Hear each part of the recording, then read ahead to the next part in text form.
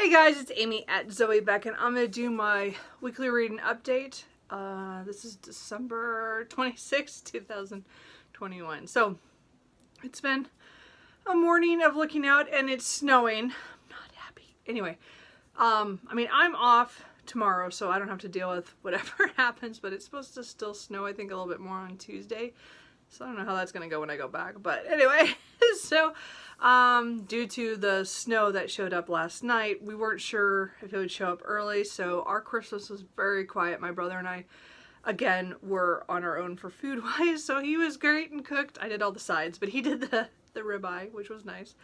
My parents came up on Christmas Eve when weather was still okay. So we did see them for that, but it was still kind of like, bummer, we didn't get to go down and see them or be over there for the holidays. So it was a very quiet day yesterday. Didn't do much anything. I was very lazy. And then, of course, this morning we woke up and there's snow, which is what they were forecasting, but maybe, I don't know if it's as much as I thought. I don't know. Anyway, point is, this holiday did not go well. I mean, not go well. We did everything and we met and we, stuff. It just didn't go as planned, I guess is what I want to say. So it wasn't bad, it was just very quiet. So if you guys celebrated, I hope you had a good Christmas. If not, I hope you had a great weekend and everything was going well for you. I don't know. I know other places were getting snow too, but I'm like, I don't like the snow. Anyway, so anyway, other than that, I didn't work a lot this week because I took a couple days off. So really it was just prep up for what Christmas we got, and then because again I wait till the last minute to do like everything. Well, not everything. I did a couple of things at the end, but other than that, I don't have anything to show you because my family is really big on gift cards and letting us buy what we want to buy. So I don't. I get money in gift cards. So I got a Pals gift card, and I got some Dutch Brothers and some other food things, and then I also got cash. So I will probably be buying books, in January, but right now I'm trying not to buy, but I do have money now. It's quite a bit of money that I could spend on books. So that'll help with how much I spend on books next year. But I'm trying not to buy them this year because I've already bought enough. Anyway, so okay, I've talked enough about all that stuff. So let's talk about my reading, which has been really kind of up and down this week. It was really weird. I had all these, I get vacation and I think I'm going to get all this reading done. I'm going to finish all this stuff, and yeah, no. So, I read fair through the last couple of days, but I gotta say, really, my reading has been up and down, and I will go through that. So we'll talk about the books that I actually finished this week first. And then we'll talk about what we DNF'd. I DNF'd quite a few. So I'm not quite the Empress of Bailing as Sean the Book Maniac is, but I gotta be like a DNF knight or something because I think I DNF'd 3 books this week. Yeah, I think it was 3. And then we'll kind of touch on what I think I'm gonna read this next week because I don't really know what my mood is. Very much a mood reader right now, so I'm not sure what I'm going to do. And as I said, I'm DNFing everywhere, so who knows. So I did finish my reread of Crusade on, I think, Wednesday, which is book 2 in the Destroyer Man series by Taylor Anderson. So again, this is a 15 books alternate history series where a couple destroyers from World War II are sucked into kind of a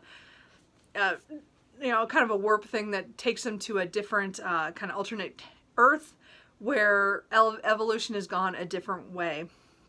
And of course they're there with their iron ships, and the other ones are not quite to that level of, they have other things that are different. As in they're building, but they haven't quite got to that stage. So they're, it's very interesting. I like the humanoids or what has evolved in that area, and then there's some really good villains in this one, which again we're just learning about by book 2.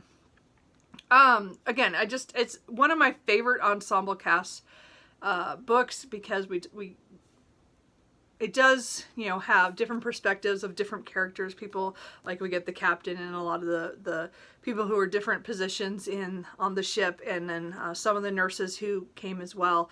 And it's really, it's just, as I said, and it's just fantastical, and the world is different, but slightly the same. And I've really liked it. This one's a hard one because this is kind of more the first war battle one. Like, there's small battles in the first one, and then this one has a really big, they go on a crusade pretty much to fight the enemy, but things don't go as well. And then the next one is another big one. But I like them. If you like battle scenes, you'll like this. Again, it's very much a war story, but in an alternate universe or alternate Earth. And I like it. But I mean, again, you just have to be prepared for World War II mentality on certain racial things and stuff. And I think he handles it really well overall. I think it's pretty. I mean, it makes sense to me. And then they kind of the characters grow over the books. And so I've read 4 of the books. I remember the first 3 pretty well because I think I reread them at one point to read book 4, and then I never continued, and I don't know why. And again, it's 15 books. So I'm hoping to pick up the next 2 to reread, hopefully sometime during this year, to keep continuing my reading of this, because I do want to get into it, and I actually want to finish the series since it's done. He started a new series this year, and I can't even start it because I'm like, I can't read. I have to finish this series first. And I want to see where it goes, because a lot of things happen by the time we get to book 4, and I don't know why I didn't pick up. I think I just read too many of them in a row because I had reread and then I read that book. So as I said, I'm going to space it out. So in a couple months, I hope to pick up number 3, Maelstrom.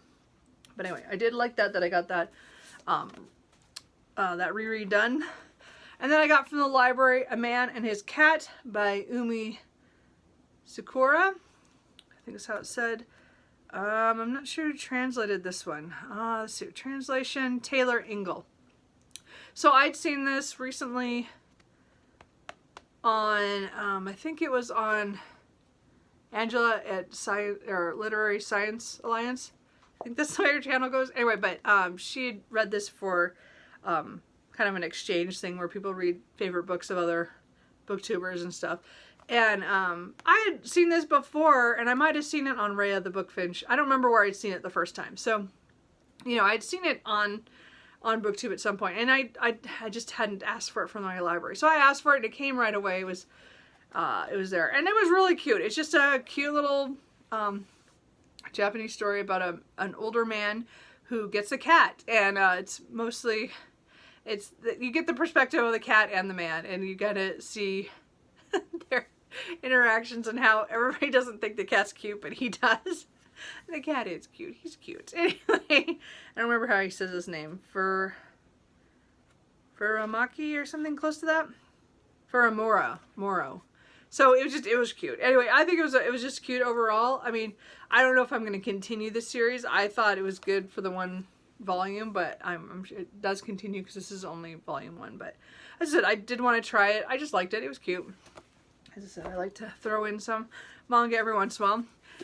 And yesterday, I finally finished Brothers of the Wind by Tad Williams. This is the prequel to the Memory, Sorrow, and Thorn series and The Last King of Osternard. So this is a novella that he wrote in between writing the big epic books in The Last King of Osternard series. And it's a prequel of 2 of the the Scythi, or I don't remember how you say the other word that they use for this, but they're kind of like the elves of the world kind of thing. And it was really interesting because, again, I remember their names from mentioned in the stories, because again, the stories take place thousands of years after this story. But I knew some of it, but some of it I didn't at all. And it was really interesting. The narrator was a character we hadn't met before, and he was a servant to the Lord. I remember how it said. It's not gonna put it here. It's like Hikar. I don't know how you say his name. I'm not gonna figure it out. Am I right off? Because it's not gonna open up right to his name. It's again one of those things where I just see it. Hakatri, something like that. And he and his brother hear about a great worm, or dragon that has come down from the south, and they go to look at it because some human men have come to say that they need help with it because it's killing their livestock, and there has been some people who have died. So they get down there, and of course it's huge, and people die. And then they go on, that one of them swears that he's going to destroy the worm, and that kind of sets in motion what happens to these two brothers and then the servant who is following them. It's just it went in direct, like it was like what I thought the story was going to do happened in like the first like third, and then it just went like off the rails to somewhere else. And I see now why they did that, but at first I'm like, why are we doing this? But it was really kind of interesting because it was like kind of a tour of Austenard in the olden, like way back from when Memory, Sorrow, and Thorn happened in the Last King of Austenard. It's like way, way, way back, and you kind of see the same areas, but from a different perspective. So I thought that part was cool. I liked that, and I did like little hints of things that are in the later books, kind of just lightly. But I know that there must be something about this that will connect to the later books in the Last King of Austenard series that are due to come out this next year, 2022, and then maybe the last book will come out either at the end of that year or early 2023. But I kind of think there's some of the things in here might be a theme that I don't know yet how it connects. Like I looked online on the Goodreads, and I think some other people were saying the same thing, that we think that there's something we read in here is going to kind of pop up in those books that we just don't know what it is yet. But overall, it was fine. It's not my favorite Tad Williams because again, it's short, so I usually read his epic long things. So I don't think the story needed to be any longer. That's not what I mean. I just meant it wasn't the same characters. As I said, the Austenard characters are just from Memory, Sorrow, and Thorn, and The Last King of Austenard. I just love them, and these ones were a little harder to love, I guess. I liked the main character, but the ending was very abrupt, though. I was kind of surprised on that, but it made sense, and yet it didn't. So I'm not, as I said, I think there's more to this than I know, and I think it's definitely one that once I read the last two books in the Last King of Austenard series when they come out, I might have to go back and read this to get more out of it. But anyway, as I said, Tad Williams is one of my favorite authors, and this is one of my favorite series of all time. So again, I did enjoy it. It wasn't, I would not say it was 5-star for me, just because it was short, and I don't know, I'm not sure about that ending. But it wasn't like a bad ending, it was kind of abrupt, and it didn't go, like I said, this never went in directions I thought it would. So I think that's good and bad kind of thing, so, but anyway, I still really enjoyed it, but it took me forever to read that, but I finally did. So, okay, so let's talk about my DNFs. So, just because there are so many of them. So, I did start Midnight in Everwood by M.A.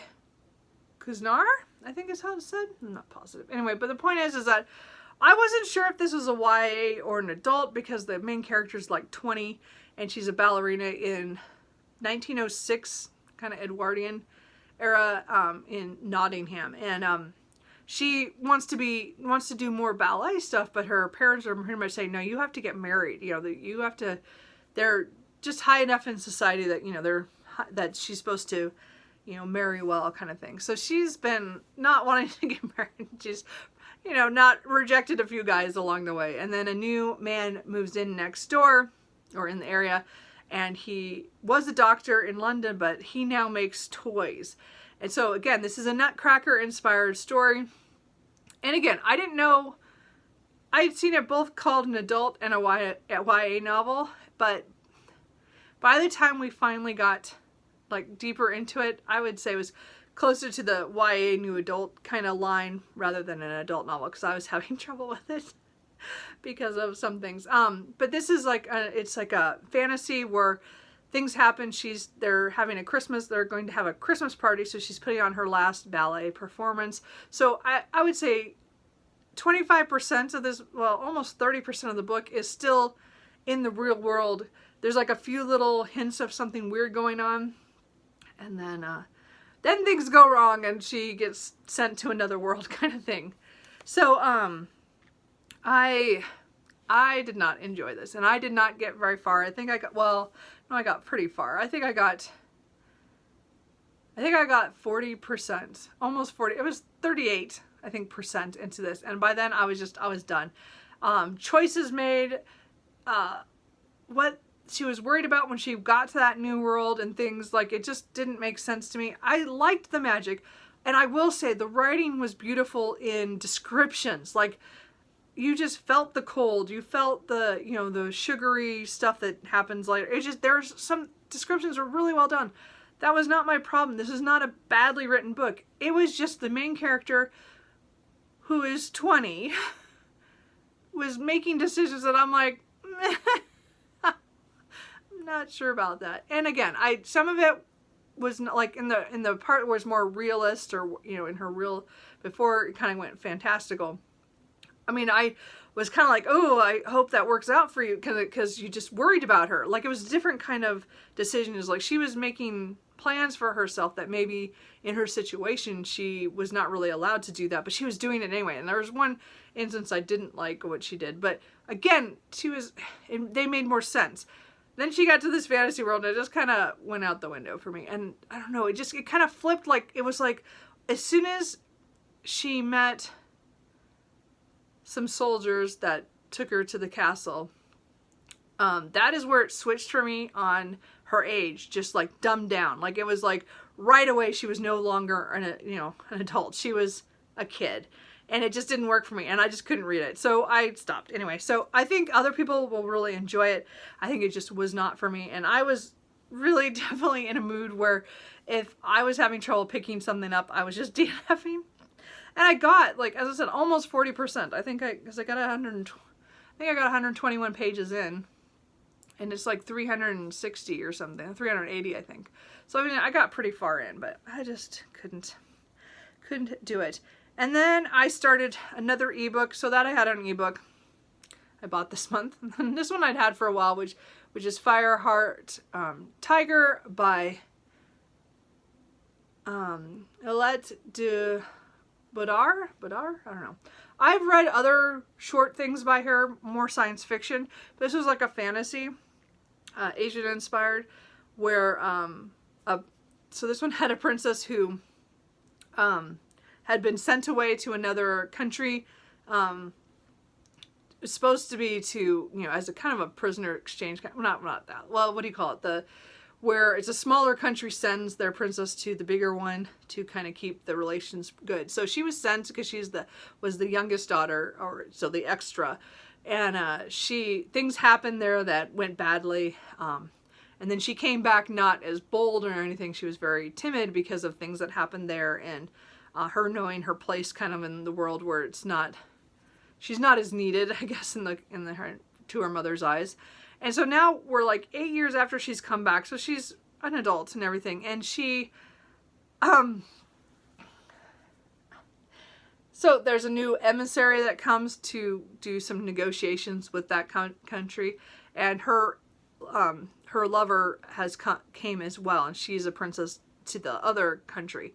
And, so there's things going on that are very political in this little short, I said this was like little over 100-page novella, but I could not read it. I got 54 pages in, and my problem was the slight magic element was cool, except when I thought about how long it took for that to pop up. She had been back for 8 years, and suddenly something kind of comes to light that I'm like, what have she been doing for 8 years then? I don't understand how you could miss something for 8 years. That didn't make any sense. And then, she had the main character had a tendency to lie about things that I don't know why she'd lie about. Other things, yeah, okay, she was trying to hide some things from her mother, maybe her relationship with the princess and stuff, and then there were just things. It's fairly short, so I don't want to go too much into it. It just didn't work for me. I've liked her writing in the past. I don't think it was again, it wasn't a writing thing. It was just me not connecting with the main character, and I did not care. So I just I gave up on it. So, oh well. I mean, it's sad, but you know, it's just doesn't always work. And again, I've read other things from her, and I still have a novel of hers on my shelf.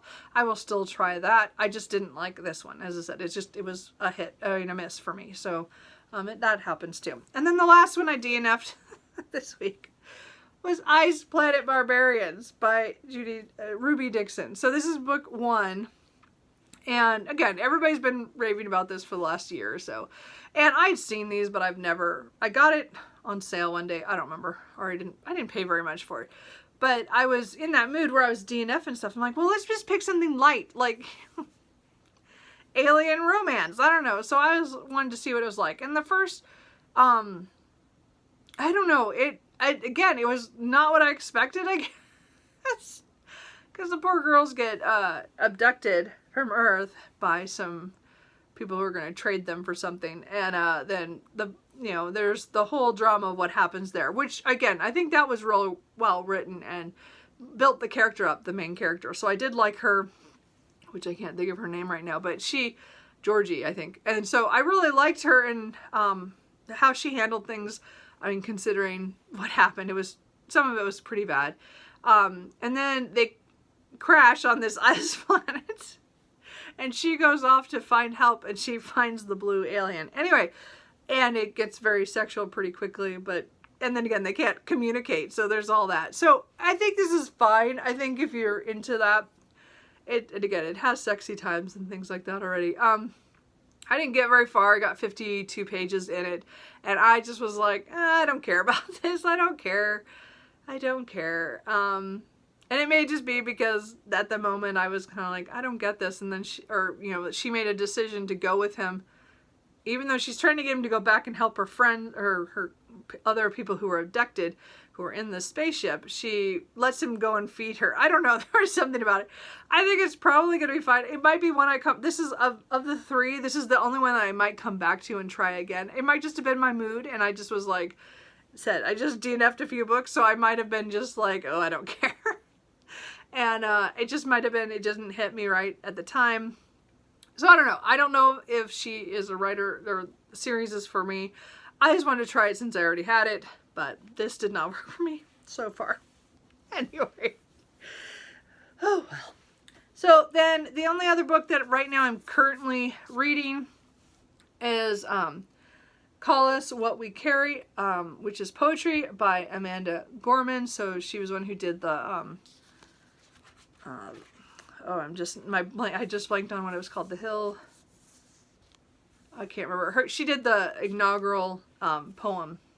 That was really cool. So, of course, I was one of those people who ordered her collection right after that. And I don't read a lot of poetry, but every once in a while I try to read something that is hard for me. And I picked this up as I figured I don't read poetry, so I thought I'll give myself this stretch. And again, I have a friend who used to write poetry in college, and I didn't get it. Like, she got into those classes where, for extra tutoring and for, or I don't know, programs, writing programs with her poetry. So she was really good, and I always tell her to get back to it. Anyway, but the point is that I just, I wanted to read some every once in a while, and it's very rare that I pick up poetry, but again, I really enjoyed the poem at the inaugural, and I wanted to support her, so I bought it. Anyway, so I had it on pre-order the whole time.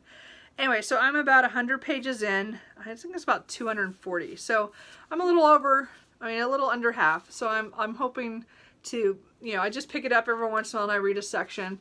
So like I think the next section is one of the big ones. It's like 50 pages. So I read a little bit of it last night, but I hope to get through that. And then I think there's 2 more sections. So she goes off of themes. This is definitely poems that were written or are connected some way to the pandemic. So just be aware that this is very much that kind of a book.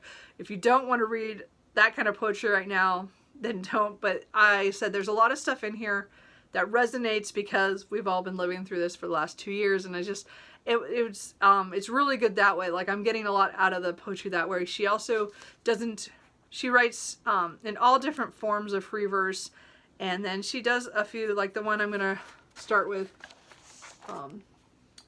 Today is one that has like like at the building. So it's like, it's interesting. Like, it's like she does it in shapes and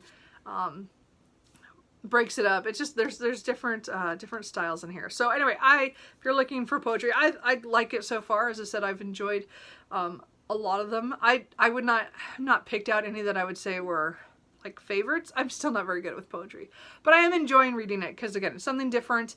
And as I said, it's very much a now book. Like, it has a lot of stuff, and I think in future it'll be good to read it and come back to it and remember what it was like during some of this. Not right now when we know what it feels like, but you know. So anyway, I'm working on that. And then the only thing I'm going to be starting in the next week is Blood Heir by Ilona Andrews. The only thing I know I'm going to start in April. Anyway, so this is the last of all the books in the Kate Daniels world that I need to read. This is the first book. I don't know if there's a series name for. It's a Kate Daniels world novel.